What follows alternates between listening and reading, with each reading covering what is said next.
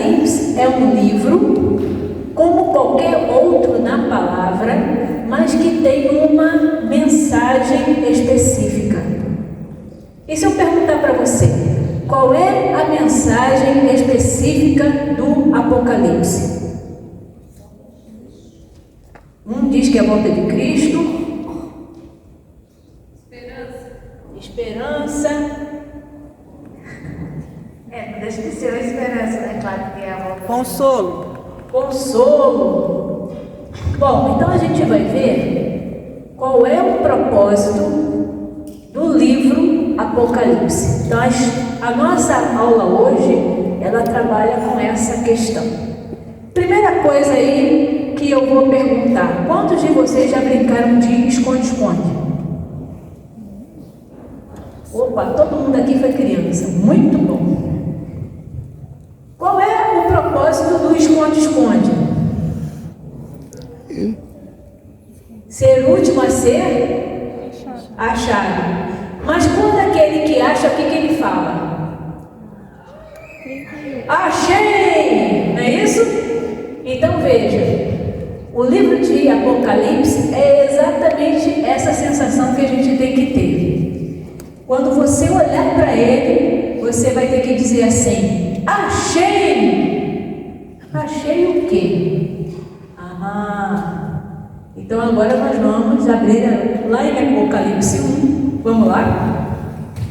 E a gente vai ver o que a gente acha dentro desse Apocalipse 1. A primeira coisa, a primeira palavra que aparece é Achei o quê? Opa! Então Apocalipse vai falar de uma revelação de João. Então vamos lá. Olha lá então o que diz Apocalipse. O que diz? Depois eu pego. Problema. Minha Bíblia é cheia de coisa. Bíblia de mulher é assim, né? Cheia de revelação. Revela tudo. Vamos lá. Revelação de Jesus Cristo que Deus lhe deu. Quem deu a ele? Opa! Deus!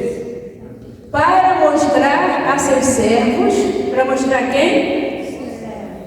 Então, é para aqueles que têm alguma ligação com Jesus. As coisas que em breve devem acontecer. Ele enviou o seu anjo para anunciar a seu servo João. Então vamos lá. A primeira coisa que a gente vê é que Deus revela. Mas ele aqui enviou quem? Quem é que ele enviou?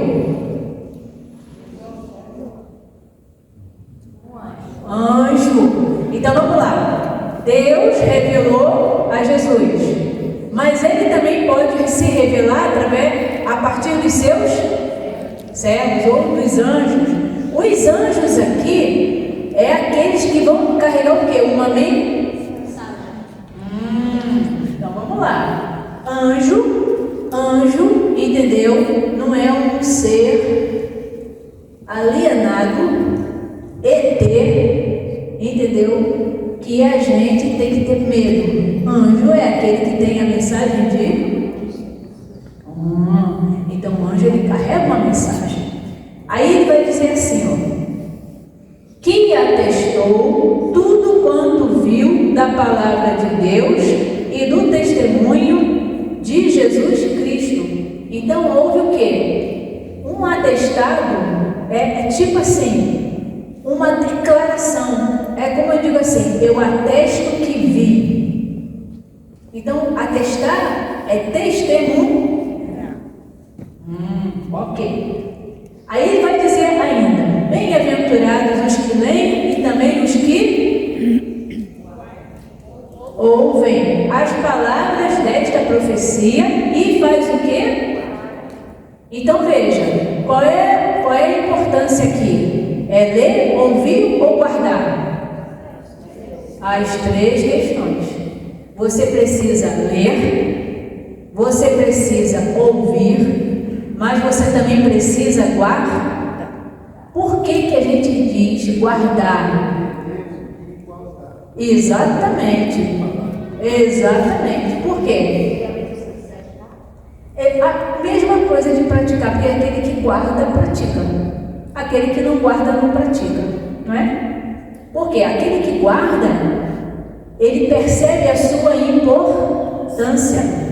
E se ele percebe a sua importância, então ele vai fazer algo para que, de fato, aquilo que ele guardou tenha resultado. Para quem? Na vida do outro, na sua vida, não é isso?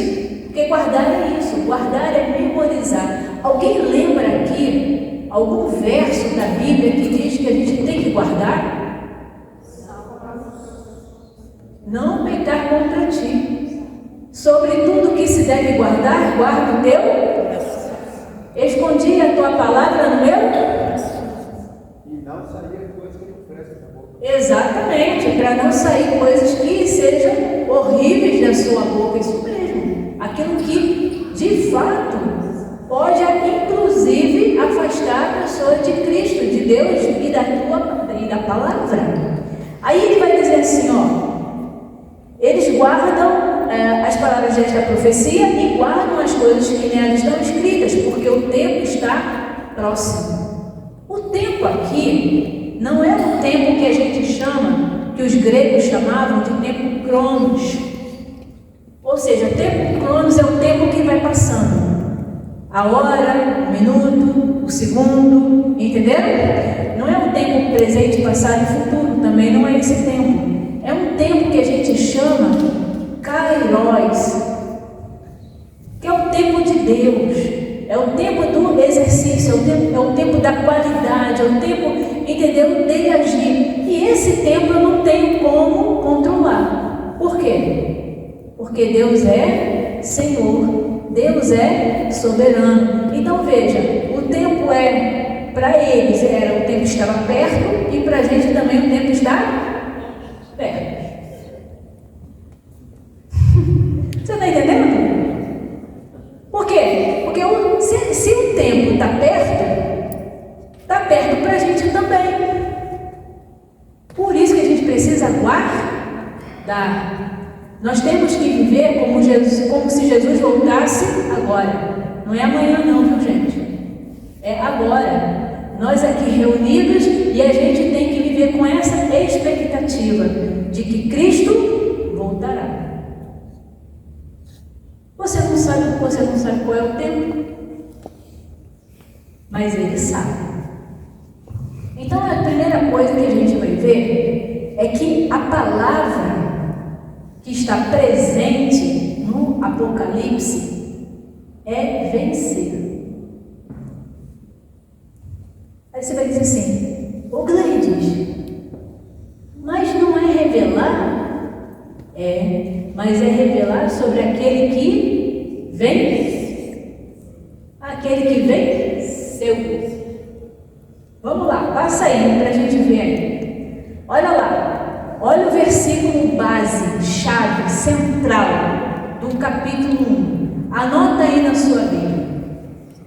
Eu sou o que vive, fui morto, mas agora estou aqui, vivo para todo sempre, e tenho as chaves da morte e do inferno. Então vamos lá. A gente precisa temer Satanás? A gente precisa temer morte? Por quê? Porque ele já venceu. E se ele venceu, nós somos mais do que vencedores por aquele que nos amou. Por isso que eu disse para vocês que as coisas que estão no Apocalipse não são coisas que são do fim, mas elas só reiteram aquilo que já aconteceu. É para dizer assim, persevere, porque você vai ser vencedor. Como eu fui vencedor. Pode passar. Então, a primeira coisa, ou as primeiras questões que a gente tem no livro de Apocalipse, é tornar Cristo manifesto. vai dizer que a revelação é de quem? De Jesus. Então vai falar sobre quem? Jesus. Apocalipse fala sobre o quê? Jesus. É sobre coisas do fim? Também. Mas isso não é a parte principal. A parte principal é que ele fala das coisas do fim. Desculpa. Fala sobre das coisas de Jesus, não do fim. Gleice, como é que você sabe disso? Porque ele vai falar assim, ó, eu sou o Alfa e o Ômega, o início e o fim. Então falar das coisas do fim é falar sobre quem? Jesus. Falar sobre as coisas do início é falar sobre quem? Jesus. Então o livro de Apocalipse fala sobre quem? Quantos aqui agora vão ter medo do livro de Apocalipse?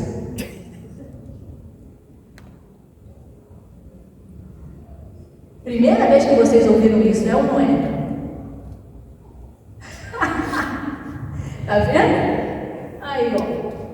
Porque a grande maioria gira em torno de arrebatamento, de trombeta, de símbolo. É ou não é? 7 castiçais, cavaleiro, a morte, entendeu? Os 7 selos, as 7 não sei o que, as 7 candelabros, e a gente fica com aquele negócio, caramba, o que significa tudo isso? Eu quero saber. Aí começa a pessoa a fazer um monte de profetada, e a gente acha que aquilo ali está correto, porque eles estão falando. Aí começa a virar algo supersticioso. E Deus não gosta de coisa supersticiosa. Por quê? Porque por isso que a primeira palavra que ele diz é revelado. Sabe o que significa revelado? Aquilo que é descoberto. Você sabe qual é a palavra que significa Apocalipse? Aquilo que é descoberto, aquilo que é desvelado. Essa palavra desvelado, aí ó, se você não souber, essa você aprende aí, ó. Desvelado significa tirar o véu. Tirar o véu, desvelar, tirar o véu. Então aquilo que estava meio coberto começa a aparecer. Por quê? Porque houve esse desvelamento, ou seja, apareceu. Por isso que eu perguntei, quem é que aqui brincou de esconde? Porque não é isso mesmo? A gente vai atrás daquele que estava escondido. E quando a gente encontra, a gente diz, achei! É isso que o Apocalipse faz com a gente. Ele diz, você quer conhecer a Cristo? A gente vai dizer, claro. Então venha caminhar comigo. E você vai ver o Cristo que é o sacerdote, o Cristo que é o rei, o Cristo que é, inclusive, o Cordeiro. O Cristo que virá, o Cristo que te acompanhará, o Cristo que é o noivo. E é sobre esse Cristo que a gente precisa esperar ansiosamente. Quer ver uma coisa? Tem um versículo lá, em Mateus 6, que diz assim, não andeis ansiosos, Mas esse ansiosamente não é dessa ansiedade lá de Mateus. É você aguardar com grande expectativa. É como se você estivesse esperando o amado. E dizendo assim, vem Senhor. Por isso que a gente diz, Maranata, ora vem Senhor Jesus. Deu para entender? Porque é sobre o amado, aquele que virá. Aquele que veio, aquele que constituiu, mas aquele que virá. Por quê? Porque ele precisa buscar os seus. E aí? Você vai? Eu não sou, você disse amém. Vocês vão? Amém. Ah, então tá bom. Pode passar. Então veja, esse autor, que é o Vésper, ele vai dizer o seguinte, que o livro de Apocalipse é um livro aberto. Aí você vai dizer assim, por que é livro aberto? Porque é um livro para que todos possam ler. Diferente de Daniel, que é um livro fechado. Até hoje, as profecias que estão em Daniel, a gente não sabe de fato aquilo que está lá. A gente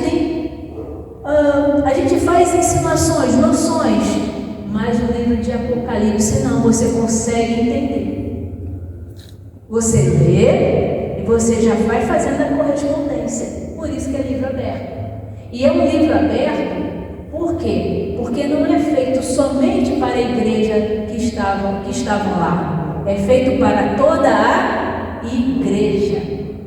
Então é feito para mim e para você. Vamos lá.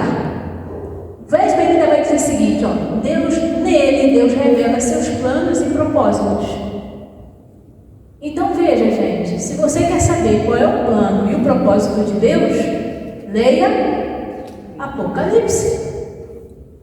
Se você quer saber que a revelação tem a ver com Cristo, não com os acontecimentos futuros, leia Apocalipse. Então, não tenha medo de ler o Apocalipse.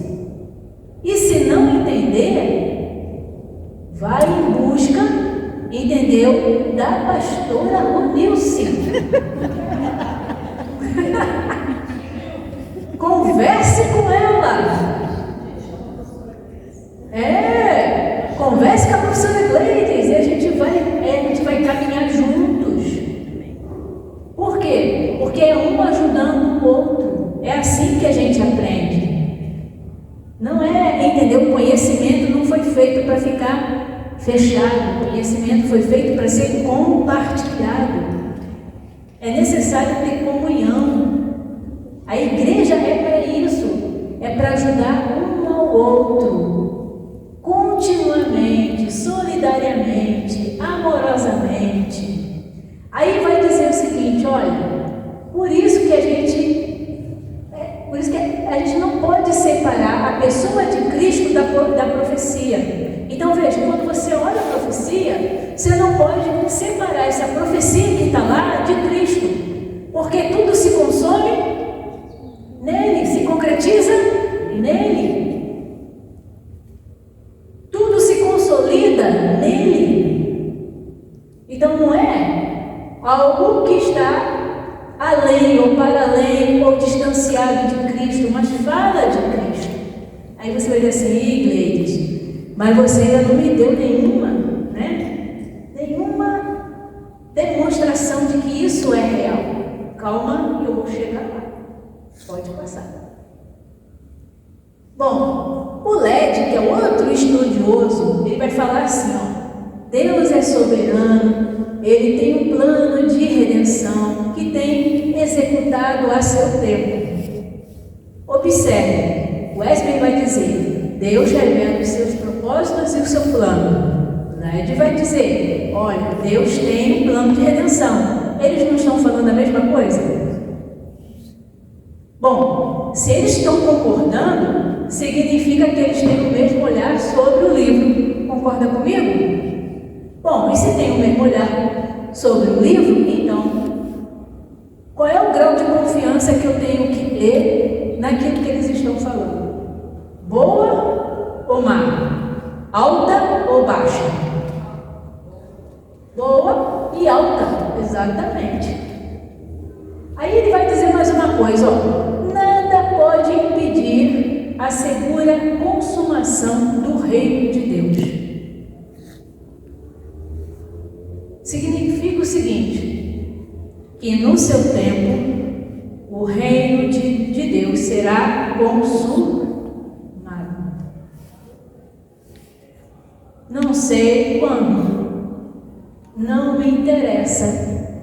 O que me interessa é perceber, é crer que Deus de fato tem um propósito e o propósito está na consumação do seu reino. Amém. Deus é rei. Ele tem o controle da história. A gente não pode perder isso de vista. Mas Gleides e as catástrofes, deixa eu dizer uma coisa, desde quando acontece catástrofe? Desde sempre. Desde que o pecado entrou.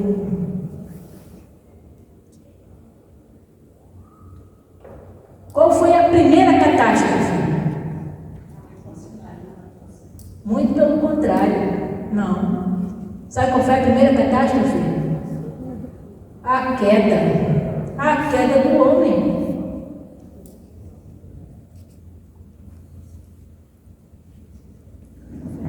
A gente sempre associa a catástrofe a alguma coisa que é ruim, é ou não é? Tem que ser ou assassinato, ou homicídio, ou, né? Mas não, gente. A primeira catástrofe, quando Deus falou para o homem, não coma, o que ele fez? Comeu. Ele não disse não toque. Podia tocar? Podia, mas não podia comer. Mas por que não podia comer, Gleides? Mas por que, Gleides? Deus também é fogo, né?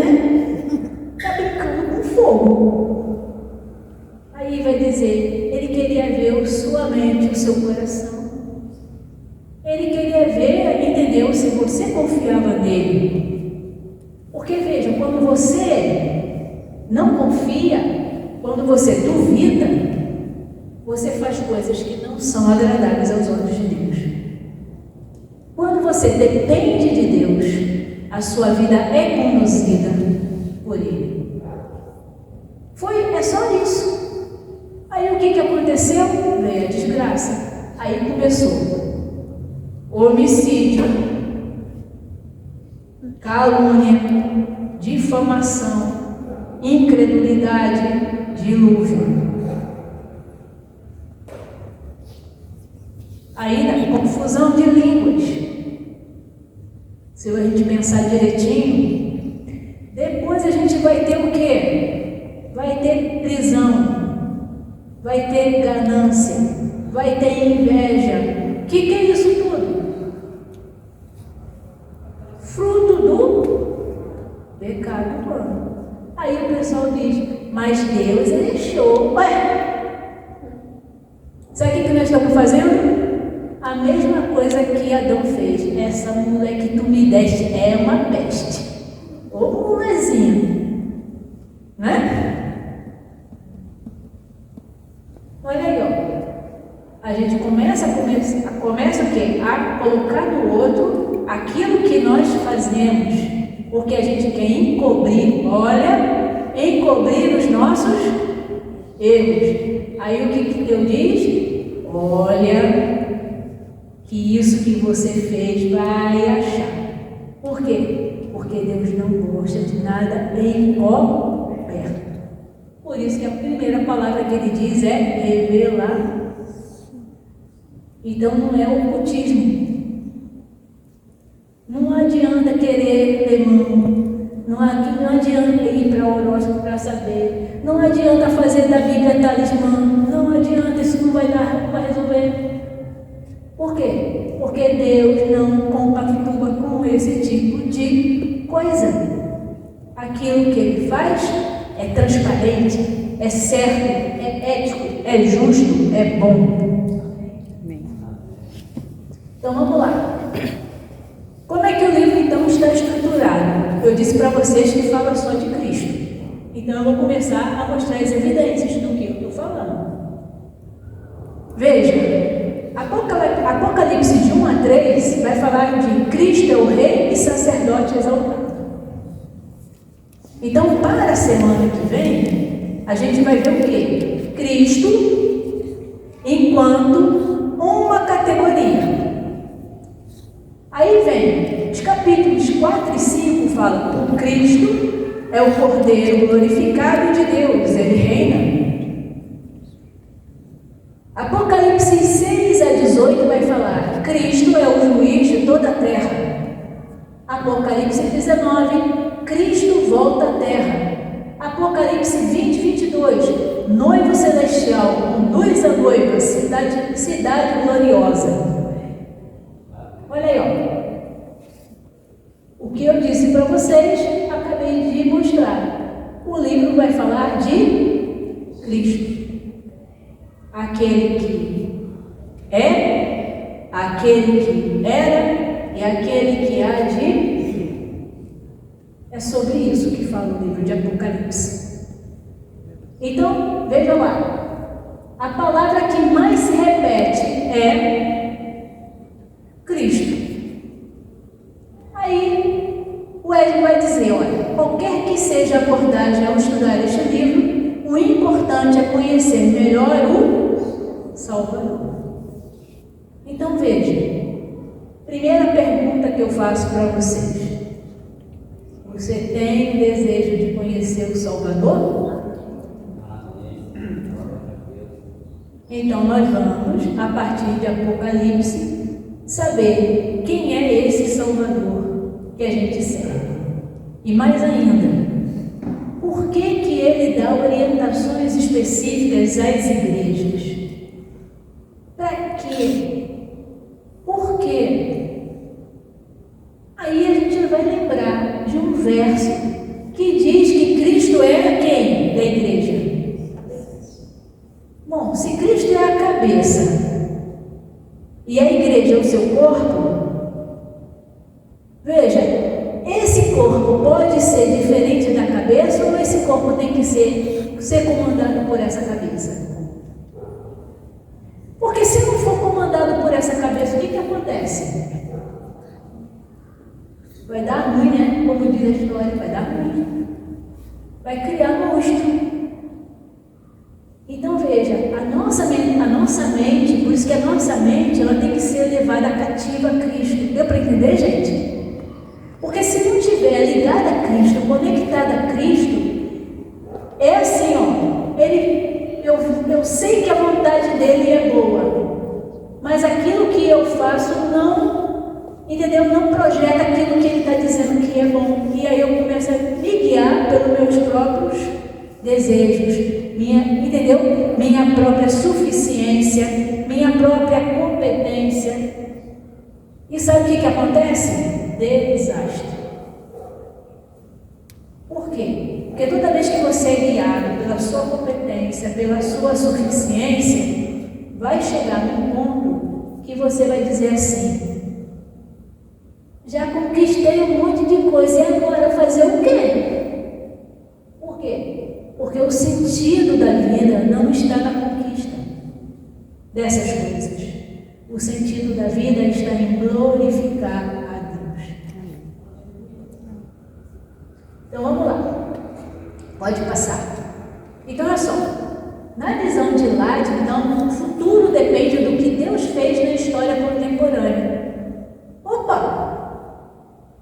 Então, olha só, se é o que Deus fez na história contemporânea, ele está falando de que história? Da minha história, da sua história, da história atual. Então veja, Deus ainda continua atuando na história.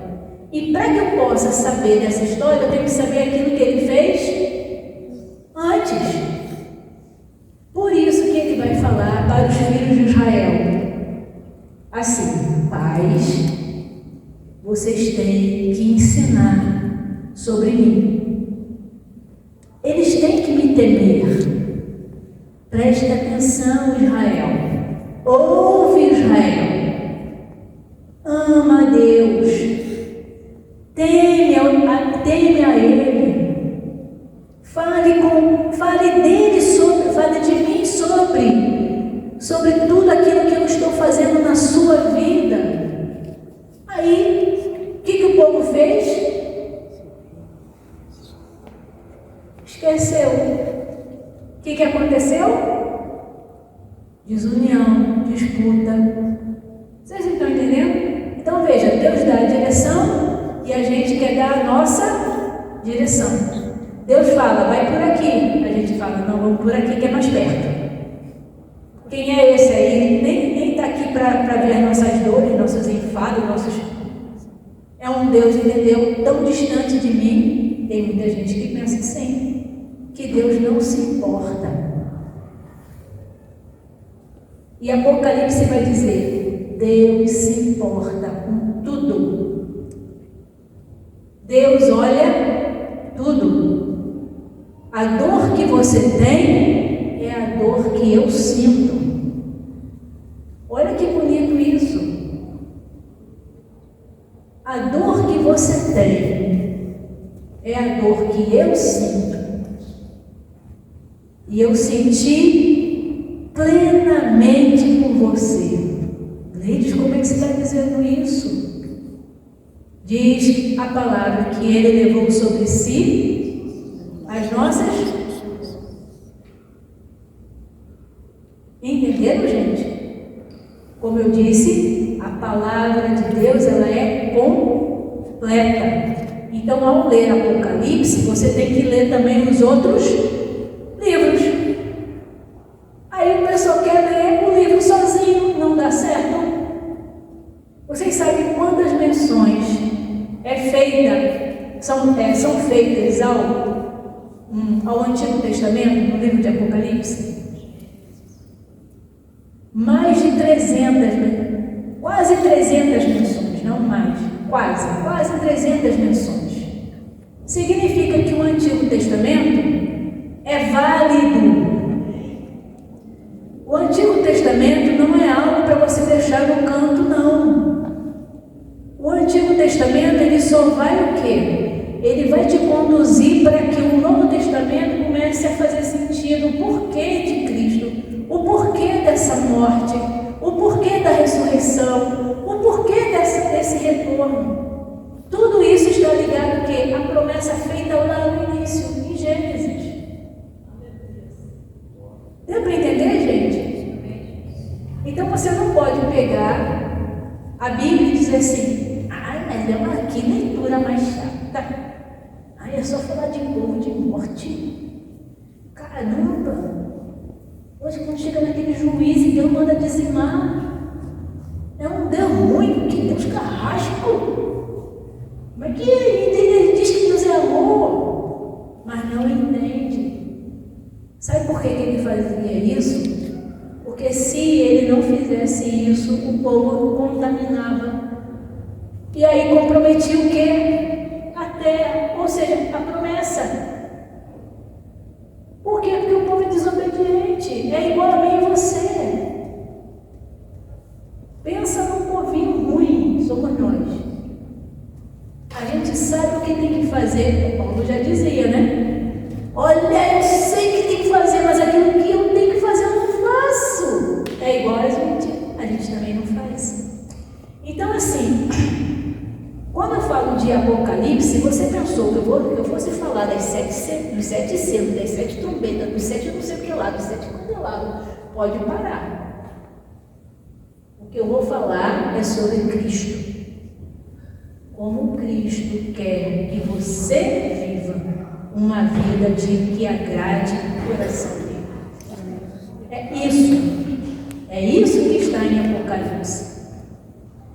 Então vamos lá. Qual é o conteúdo então da revelação? Jesus. Qual é o palco da redenção? Qual é o palco da redenção? Jesus.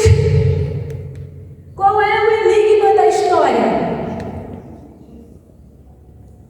Quem é que resolve a história? Jesus. Pode passar. Aí nós temos a figura do Espírito Santo. Tem gente que não gosta de falar de Espírito Santo. Batista detesta, não é que detesta, mas Batista tem um negócio assim de falar de Espírito Santo, como se Espírito Santo, entendeu, não fosse pessoa. Não existe isso. É um negócio meio estranho. Mas veja, Espírito Santo é aquele que nos consola. Espírito Santo é aquele que geme por nós. Amém. Diz que ele geme com gemidos inexprimíveis. Ele olha para o seu coração e diz: tem misericórdia, Pai. Tem misericórdia. Não está entendendo. Dá uma chance. Imagina você gemer com gemidos inexprimíveis.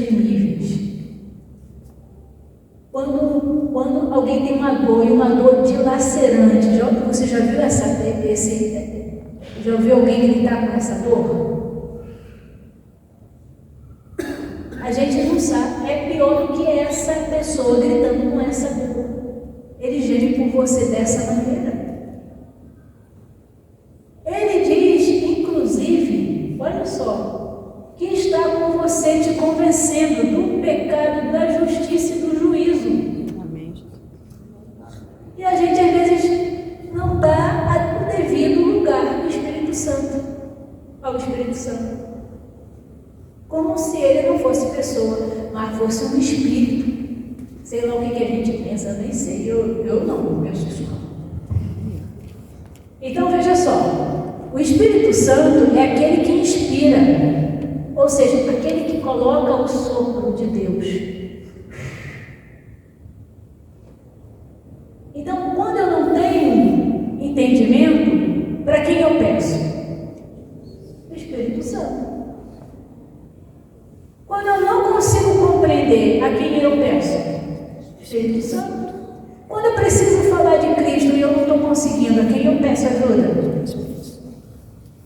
Deu para entender, gente? Então veja, a pessoa do Espírito Santo é aquela que vai nos dar clareza sobre aquilo que Jesus quer que a gente aprenda. Por isso que Jesus diz, olha, vocês não vão estar sós. Deu para entender agora? Eu vou deixar com vocês um Consolador. Aquele que vai, na verdade, trabalhar de maneira profunda na sua vida, na sua história. Então, qual é o papel do Espírito Santo ali? Senhor, se eu não entender, me ajuda. Mais ainda, Senhor, se existe algo que me atrapalha de entender, tira da minha vida. Porque às vezes o nosso coração está tão pesado que a nossa mente ela não é aberta para as coisas do espirituais. Deu para entender? E aí quando ela se fecha, eu não consigo, eu leio a palavra, entra por aqui e sai por aqui, porque eu não consigo discernir nada. Mas quando eu tenho essa oração de confissão, olha só que coisa bonita. O Espírito, ele vai gemer por você, ele vai trazer o perdão e, sobretudo, ele vai dizer, aprenda. Por quê? Porque era o que Jesus fazia. Aprenda de mim, manso e vocês vão encontrar o quê? Sabe o que é descanso? Não é morrer não, gente. Descanso ali é paz. Por quê? Porque quando a gente está conturbado, a gente não raciocina. Quantos aqui estão com problema e não conseguem caminhar? Porque falta o quê? A paz. E aí a gente vai ver que Cristo é a paz. Por isso que a gente pede o Espírito Santo. E aí Cristo vem e reina a paz. Aí eu começo a discernir. Quer ver uma coisa? Quando a gente anda no Espírito, chega alguém, uma conversa fiada, você olha e diz assim, já estou vendo aonde isso vai dar. Nossa, meu tempo está acabando, não falo demais. Coisa de professor.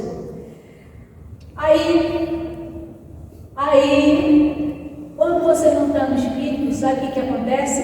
Você é encabelado, ou seja, enganado, enrolado. Aí depois você faz assim, não sei como é que eu caí num negócio desse, burra nada. Você está sem discernimento do Espírito. Não é burrice, é falta de discernimento do Espírito. Porque, veja, você sendo imagem e semelhança do Criador, você não pode ser burro. Você é imagem e semelhança daquele que tem o conhecimento. Como é que você é burra? Porque você não tem é discernimento. Então começa a pedir que o Espírito Santo trabalhe na sua vida. Vamos lá. Se eu não conseguir tudo, que eu não vou conseguir, mas vamos lá. Transmissão do conteúdo. É uma revelação, conteúdo espiritual, usa simbologismo. Esses símbolos que são usados, o povo entendia, tá bom, pessoal? Daquela época entendia. A gente que não entende, mas eles entendiam. E vou dizer por que ele usava simbolismo. Olha só. Onde é que estava João quando escreveu a carta? Ele estava numa prisão. Vocês sabem por que ele estava na prisão? Perseguição da igreja. Quem era o imperador? Ou seja, qual era o império que dominava? Império Romano. Sabe qual era o nome do imperador? Domiciano. Esse daí era o cara mais ruim. Pensa num cara ruim. É esse aí. Entendeu? O cara era o cão, a gente chama até de cão, né? É o cão, era ele. E ele ainda achava que ele era Deus. E sabe como é que ele queria que as pessoas chamassem? O chamassem? Assim, ó. O imperador divino. O imperador, Deus de Roma. Imagina? Tu acha que a igreja ia ficar feliz com um negócio desse? Então, isso aqui é um bom exemplo para a igreja hoje. Diante de apostasia, diante de homens que se dizem que são poderosos, o que a gente tem que levar? Que Deus é o Senhor. Não, e que a gente serve a esse Deus, não a esses homens. Foi isso que João fez, por isso que estava na prisão. Se ele estava na prisão e esse clima era de perseguição, você acha que ele ia falar de maneira, vamos dizer assim, mais clara?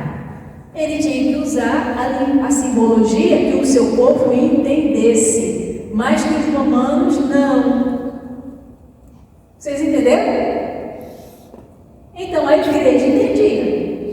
Os romanos, não. Ele via 7 candelabros, 7 selos, 7 estrelas, cavalo branco. O que é isso? Mas a igreja entendia. Entenderam? Então era uma linguagem daquela época entendida pela igreja. Vamos lá.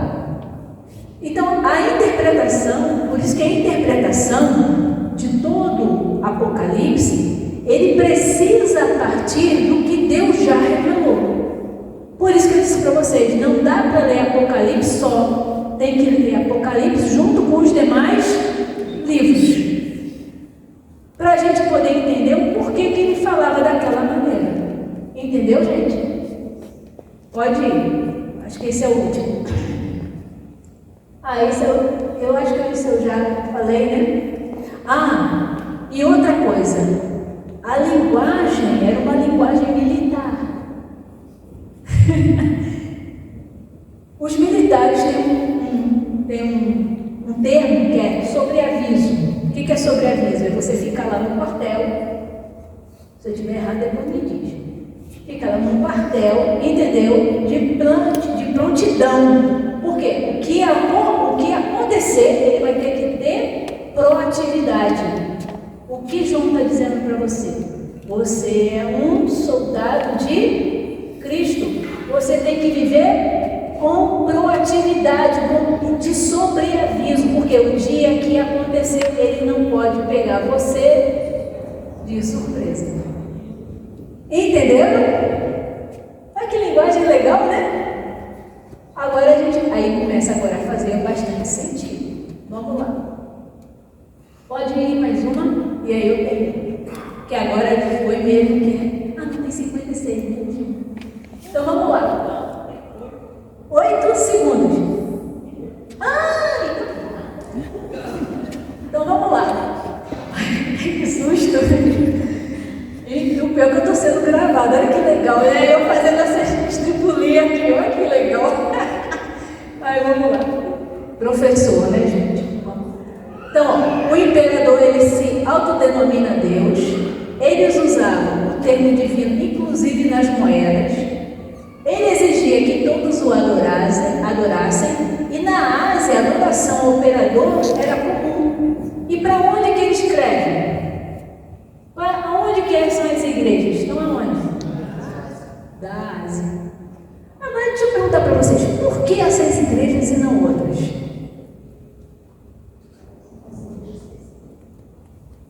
Será porque era igreja perseguida? Vamos lá. Quantas cartas Paulo escreveu? Para quantas igrejas? 7 igrejas. Veja, se Paulo escreveu para 7, João escreveu para 7. Mas por quê? Ele não podia escrever para Gálatas, para Efésios, para Coríntios, as mesmas igrejas do apóstolo Paulo?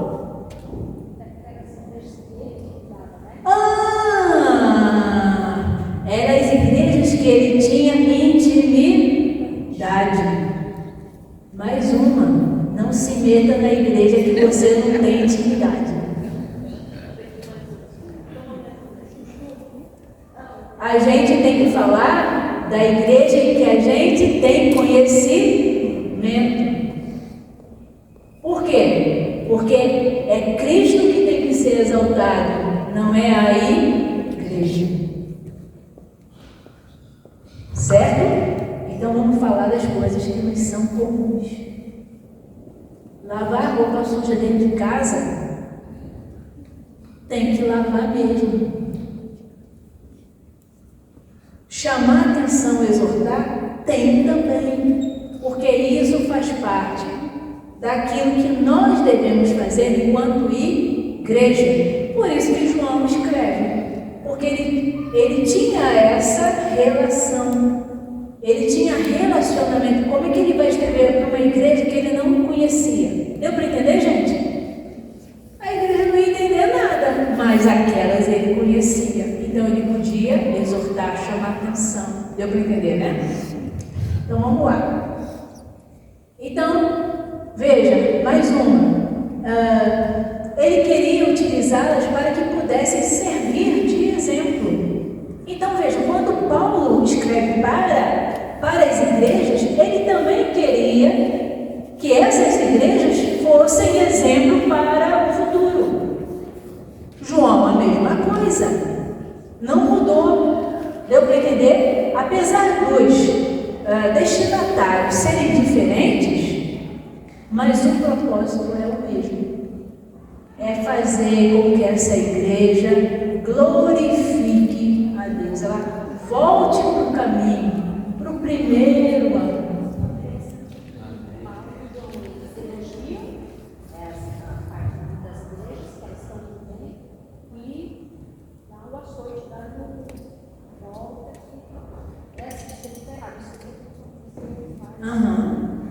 Sabe por que ele faz isso? Se chama disciplina.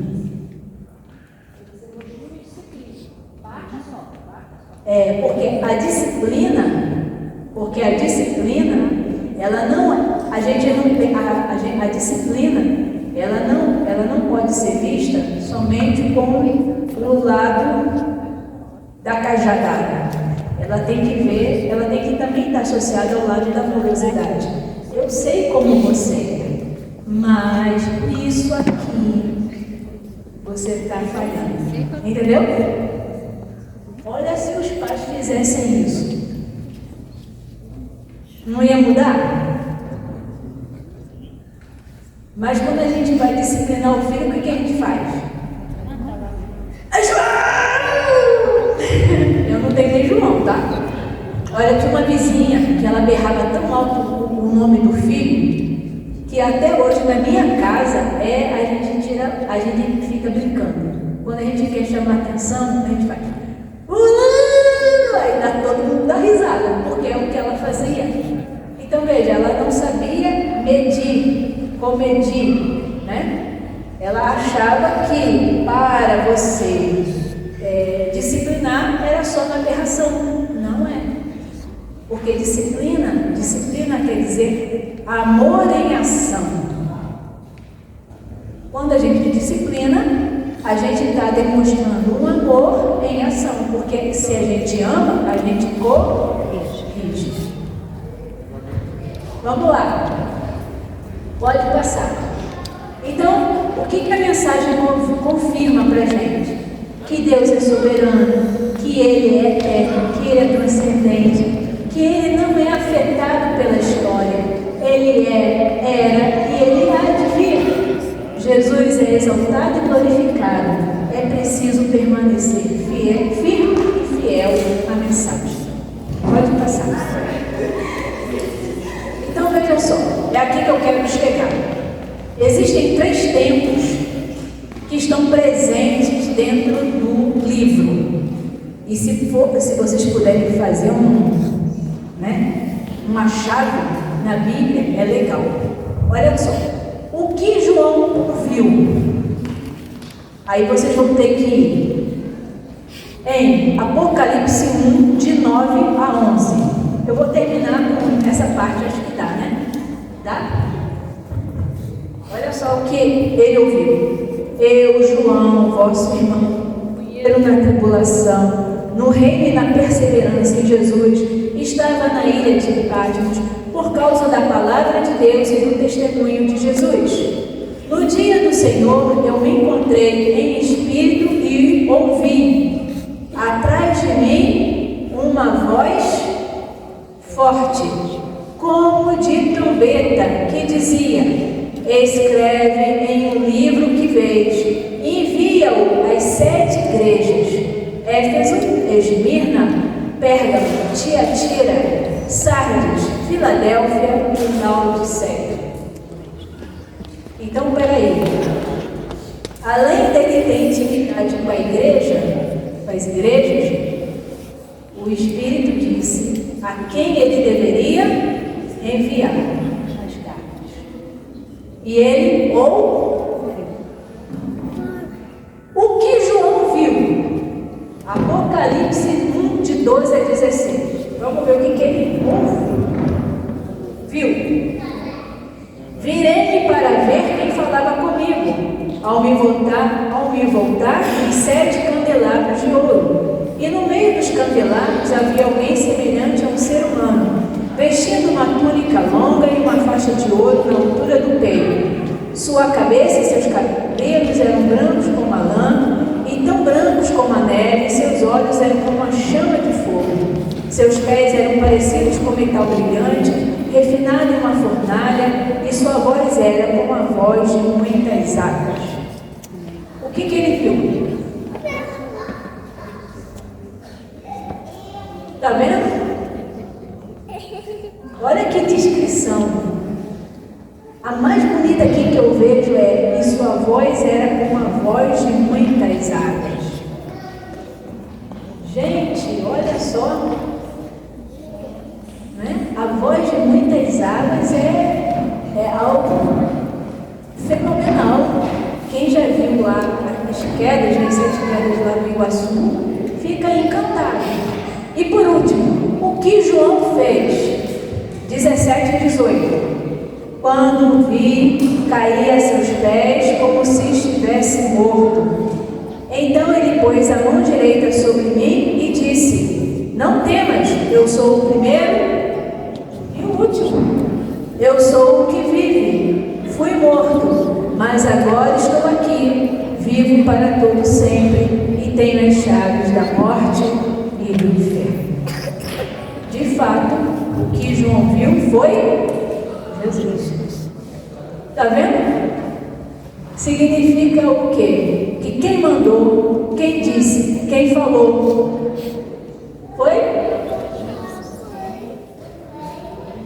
Então, se é Ele que direcionou, é porque Ele quer que a gente aprenda alguma coisa. E o que Ele quer que a gente aprenda? Bom, passa aí, duas ou três, acho que são três. Aí, a terceira. O que Ele vai direcionar, a gente vai encontrar em Apocalipse 2. O que Jesus queria, na verdade, nos ensinar, nos conduzir. E aí, vejam, o que eu vou pedir para vocês? Primeiro, vocês vão ler o capítulo 2. E vocês vão ver quais eram as igrejas que estão no capítulo 2. Ao ler sobre as igrejas, o que você vai fazer? Você vai dizer assim, qual era a parte boa? Como é o seu nome? Heidegger. É exatamente o que a Heidegger me falou. João falar uma coisa boa e depois, então é isso que eu quero que vocês façam. O que é bom e o que é ruim. E melhor ainda, o que a gente recebe quando recompensa. Tem recompensa? Então a gente vai saber quais são as recompensas. Tá certo? Deixa eu orar para a gente finalizar. Senhor Deus, nós cremos que a Tua palavra é a verdade. Muito obrigada, Senhor, porque de uma forma tão bonita, Tu nos apresentaste o nosso Salvador. De uma forma tão grandiosa, Ele se deu por nós em amor. Te agradecemos e louvamos, ó Pai, porque sem Cristo nós não temos direção, nós não temos esperança. Nós vivemos, Senhor, como ovelhas desgarradas. Mas que bom, Senhor, que temos a Ele, que nos direciona, que nos orienta e que, de fato, mostra qual é o Teu propósito para as nossas vidas. Muito obrigada, Senhor. Muito obrigada pelo livro de Apocalipse dizer quem Cristo é. Muito obrigada porque Ele venceu e eu tenho condições de também ser vencedora dele. É no nome de Cristo que nós oramos.